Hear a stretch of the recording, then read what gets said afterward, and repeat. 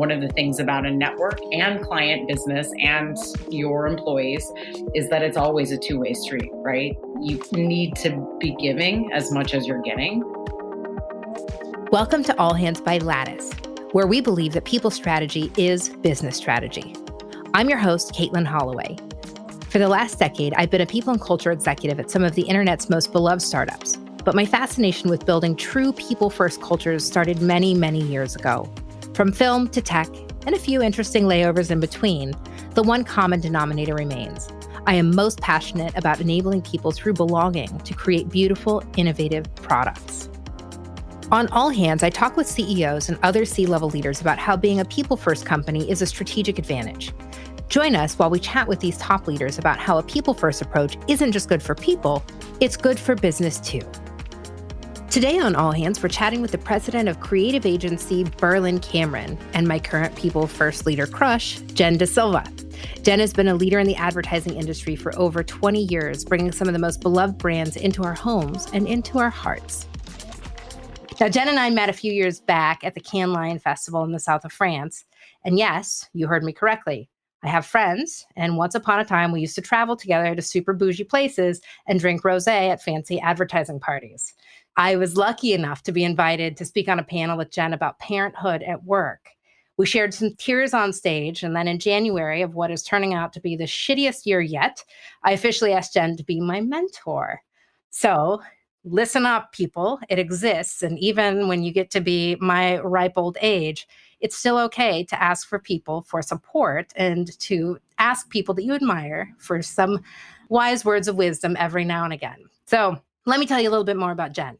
She sits on the national board of Girl Up and the National Kidney Foundation, where last year she received the Visionary Leader Award for her service. And she's earned titles from around the globe for her commitment to supporting women. So Jen, I cannot tell you how excited I am to feature you and your story on All Hands. Thank you so much for joining me today. Thank you for having me.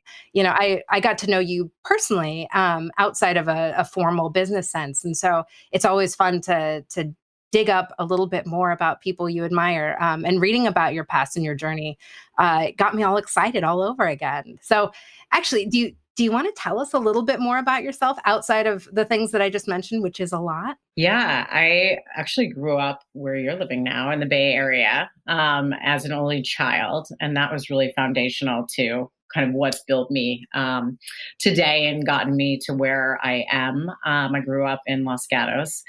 And I, always knew that I was going to get as far away as I possibly could because I needed to learn how to become independent, not because I don't love my parents, because I definitely do. So I looked only at East Coast schools and came to Boston College and majored in communication there and really didn't know that I wanted to be in advertising until I did an internship and I fell in love with the notion that I got to support and help people and build ideas in that. And I loved it. I got to intern for a group called the Intuition Group, which is a marketing group to women. And that's really when I fell in love with this notion of, thinking about the female consumer is very different from thinking about the male consumer. And they propped me up. They actually had me present to clients as an intern, which I think, it was monumental in my career because I got to be exposed to that at such a young age. They hired me before I graduated college. And the day before I started work, I got a call and said, unfortunately, the Intuition Group has been disbanded. Oh, no. I know, it was such a bummer. And so they said, don't worry, we still have a job for you. It was part of JWT, which is a part of WPP.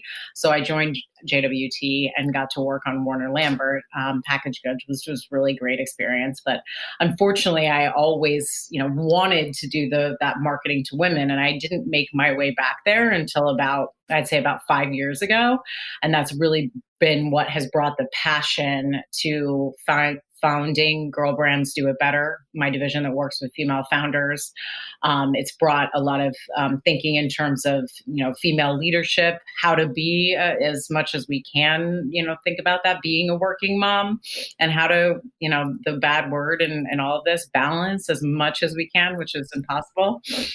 And that's really how I started it all. How did you nab this role of being president of Berlin Cameron? I mean, that's quite the journey to start essentially as an intern for the parent company and then working your way all the way up to the president title. Tell me about that. So I started at Berlin 17 years ago.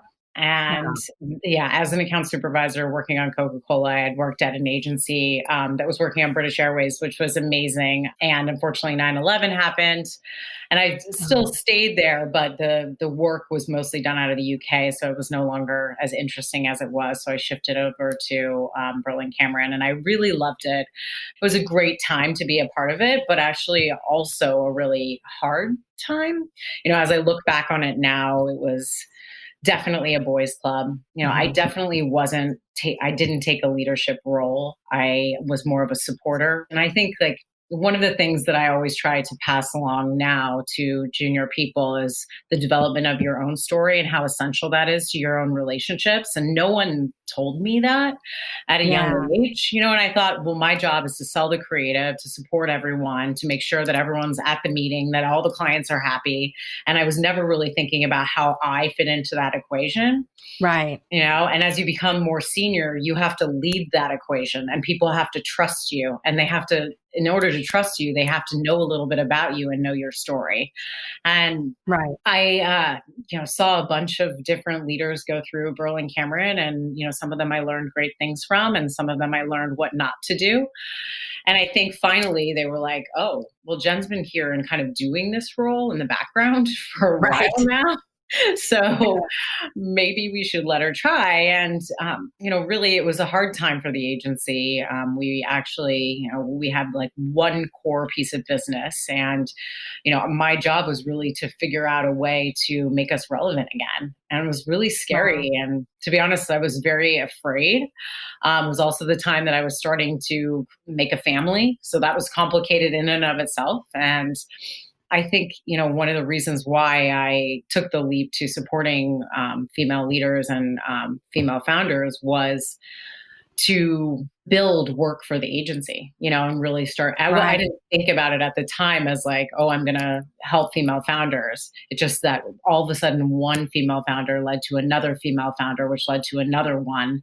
I thought to myself, this is about 5 or 6 years ago. There's something here.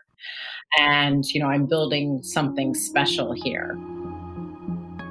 Berlin Cameron's website reads, "We are agents of cultural change."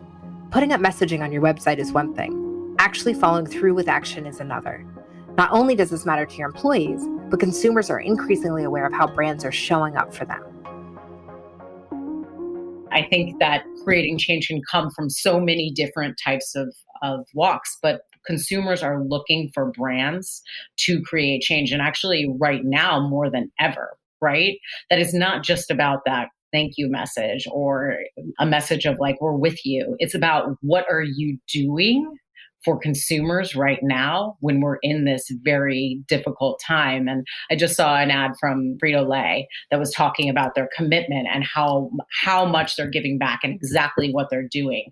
And those are the things that consumers want to see. They want to see brands creating change, and that's what we try to push our brands to do. So an example of that for Berlin Cameron would be the work that we did with Secret that was all about the women's soccer team and challenging the pay equity situation that they were going through and helping that cause and working with Secret to create that change. So we had an ad in the New York Times where it was $23,000 a player that they gave back, and it was 23 players.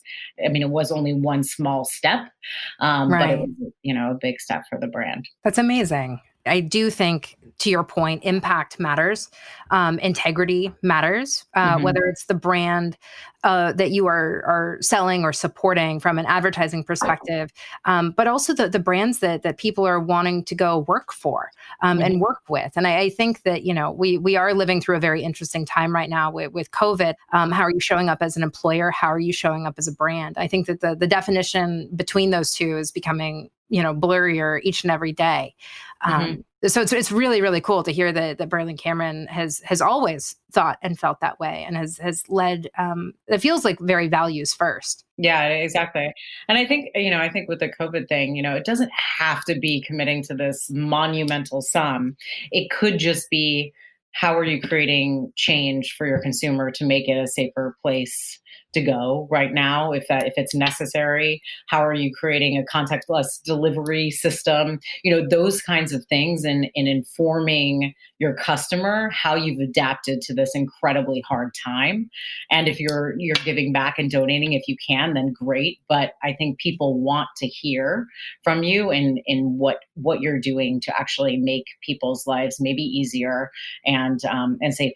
Thank you for sharing a little bit more about Berlin Cameron. I think that's helpful context because I think so much of our product and what we're putting into the world impacts our culture and how we're building our own communities internally. Mm-hmm. Now, let's go back a little bit to your personal mission. So it reads, her mission is to foster meaningful connections through authentic and vulnerable communication. I do think that you live this every single day and in every single action.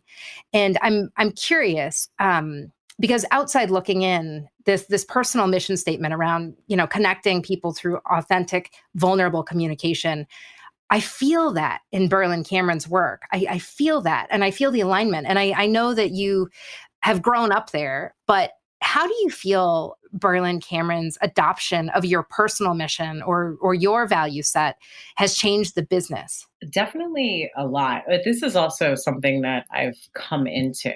And I think, from being an only child, I obviously strove for connections, but it wasn't always easy for me to make them. And I often felt like I didn't belong. I felt like I was 40 and everyone else was like, whatever age we were at the time. So when I turned 40, it was like this massive, I've finally arrived at like my age. And like I can be myself and be who I've like always been. Yeah. And I think that this search for connections and now, passion for making connections for others has been really important to me and the agency, and building, the network for the agency as well as for myself. Right. And that was one of the things that when I was also, thinking about girl brands, that's really when I started to focus on my network and making connections. And I think one of the things about a network and client business and your employees is that it's always a two-way street, right? Mm-hmm. That you can need to be giving as much as you're getting. And, I know, in a mentorship situation, that's the same thing, right? It always has to be a two-way street because it will never be fruitful unless it is, right? Because I wouldn't know enough about you to give you advice and help you if you weren't giving your story to me and I wasn't giving my story to you, because you want to know my background in order to have the right questions to ask me, and so that we can build a meaningful relationship. I think that is so true. And speaking from my own place of experience working in the advertising industry, and my husband worked in the industry for a number of years, I would say that advertising agencies aren't typically known for having people first cultures, but it sounds like Berlin Cameron has chosen to operate differently, going against that trend that advertising is not people first. I want to ask you a question about your CEO. So you sit side by side with one of the co-founders, the namesake, yes, Ewan. Mm-hmm. How do you two operate together? It's funny. I mean, we've been, in a relationship for 17 years together. We're very open with each other. We've definitely like duked it out at times. But one of the things that he does really well is let people do what they do well. And he's, started to see that, bringing the culture, because his philosophy is always about ideas of what's going to make people happy, and delivering great work is what's going to make people happy. And I think there's honestly in our industry a lot of truth to that. But I think right now we're in such a different environment, mm-hmm. and that we really need to be thinking about our people as well. And that's really what I've been trying to focus on and lead him to. And it's uncomfortable for him sometimes to be in those meetings. Like the other day, we've been doing Zoom calls for all agency, and we'll do what we've accomplished. And then we'll talk about new business, and we'll talk about, how we need to hustle for each other right now. And then at the end, we did a moment of gratitude, and you could see it kind of makes him uncomfortable. Really. And but it's so good for everyone, and everyone ends up feeling so positive from those moments. And I think that's really what has been central to our relationship, is learning what I don't need to ask about and Right. just go do it. Because I know sometimes he won't be swayed, but if I just go do it and he sees the impact of it, then he'll end up being, happy in the end. So now give us a rundown of the actual business. How many employees does Berlin Cameron currently have? We have 35 current employees, Okay. and we've actually grown over the last couple years. We're, I think, at our heyday was about 60. And and now in the recent years we've been building up again, which has been great. We're a really tight knit group. And and really been building a culture that I really thank Tina Yip for. She's really done a great job in fostering a culture for the agency. I think that for a lot of years we lacked one. We were so busy that we weren't even thinking about it at the time. And we've spent a lot of time thinking about, if we're having a message out there, like for instance about mental health, how are we actually thinking about that with our employees as well? And I was actually like shocked to see the data across the US being better than the data from our employees, and how they felt workplace affected their mental health. And that really for me was this like shocking light bulb, like I need to be doing something different. Mhm. And one of the things that we've been doing is engaging with employees on an individual level, because mental health is so different for everyone, right? So we'll do onboarding sessions with each employee to get to know them as an individual. What's your style? How do you like to receive feedback? What are your non-negotiables? Oh, you like to come in at 10 because you are doing, Barry's boot camp. Those types of things like have become a part of our culture. And I've been doing them now through COVID and quarantine as well, trying to have individual check-ins with everyone to just, how are you doing? Is there anything that I can do for you? Is there anything that we're not doing for you now that you would like to see? And it's been great to get the feedback from people, and really try to adapt the culture to that. I think, everyone's mental health is very challenged right now. And so just thinking about everyone's individual situation is the most important thing that I can do. This makes me so happy to hear. Simply offering your employees mental health programs isn't enough anymore. Leadership should actively be reaching out to employees to see if they need time to grieve, decompress, or just take time for themselves. No questions asked. I think that now is a time more than any other in our company's history, in our organization's history, where our culture is really being put to the test. Has there been anything surprising for you in how your culture has revealed itself since quarantine started? Definitely. We used to have a monthly meeting with all agency, and we've actually been having them weekly now. So Mm. very different. So we give everyone the chance to speak. And I think it's really brought us closer, even Mhm. though we're all working so separately. And I have to be honest that I don't think I believed in the power of remote work before. I didn't think we could do it. I thought I had to be there to make sure people were getting the work done, and I was totally wrong. I was totally wrong. We are very productive. We're getting shit out the door. And I'm so proud of the team. I apologize them to all of them. We had flexibility around it. You could tell your manager that you wanted to work from home for a certain day, and they would say yes or no based on what was going on. So it wasn't that we had no flexibility, but it wasn't open policy. And I told them all that if we get back to the office, that we'll be re-looking at that, because we can get our stuff done. And so much has changed in how I'm thinking about how we get our work done. This is absolutely one of the best pressure testers around, right? And I think, challenging some of our assumptions from anything from work from home and the flexibility around, FaceTime and butts and seats versus impact, really redefining what productivity looks like, especially for our parents who are locked inside with their loving little monsters who we adore. But time becomes very, very different in the absence of childcare. How are you surviving as a parent? You have two young kids at home.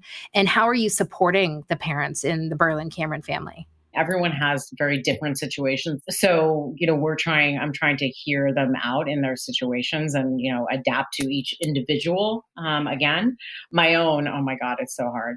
It really is. I mean, we're stuck in a New York City apartment all together. I mean, we have nice space and we're fortunate enough to have backyard. And my one thing is we can cook.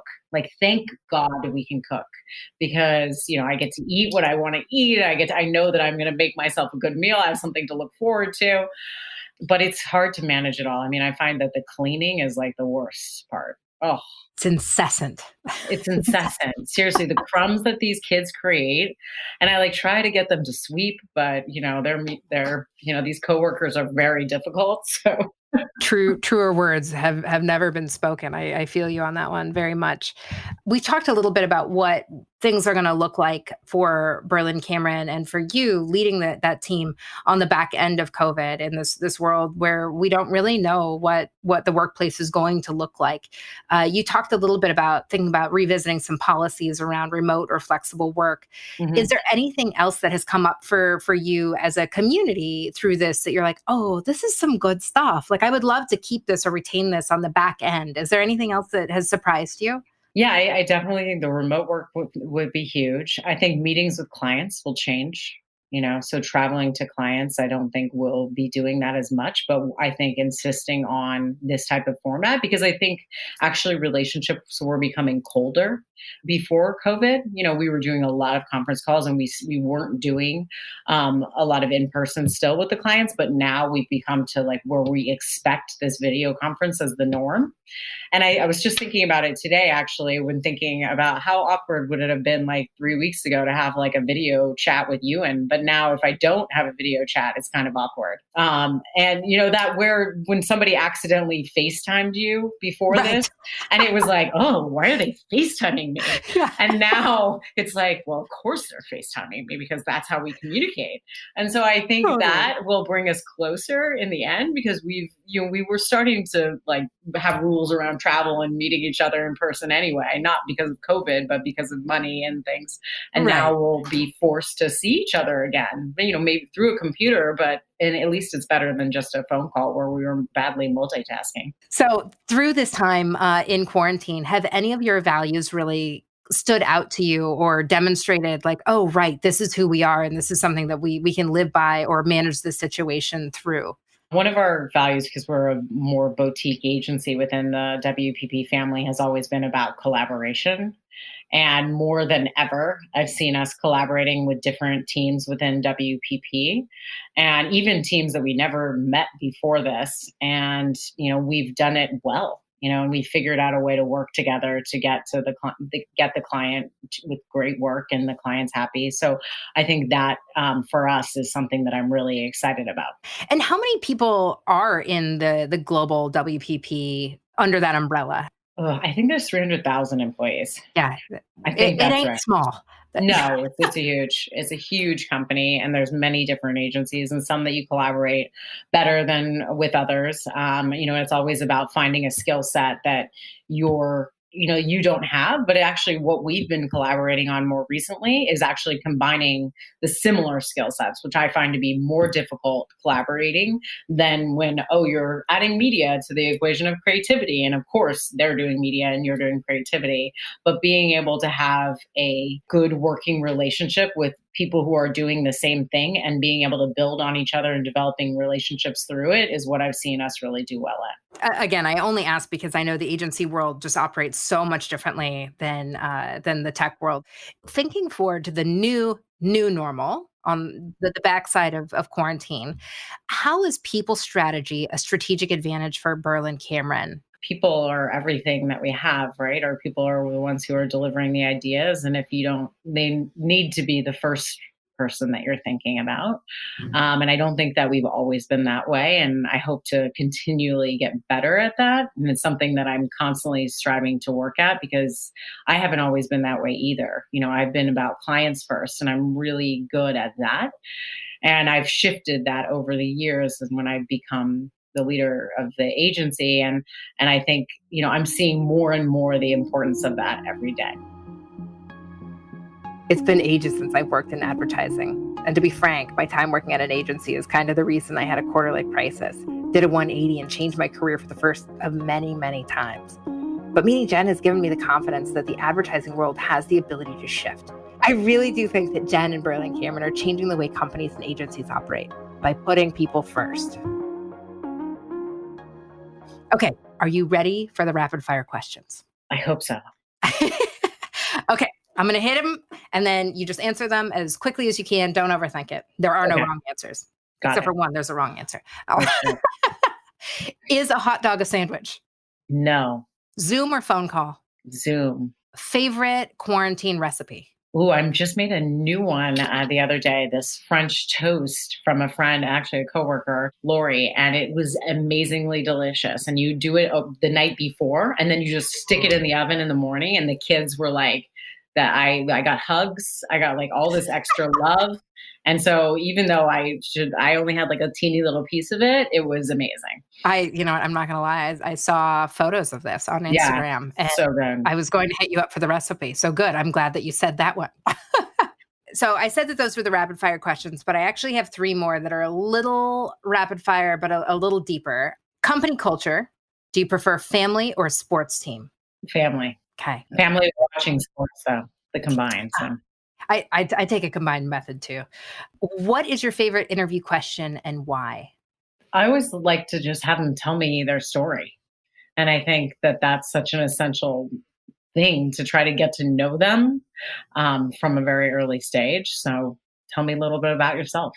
My favorite question to ask when I'm interviewing a potential employer, and that is, when was the last time you wanted something so badly it hurt?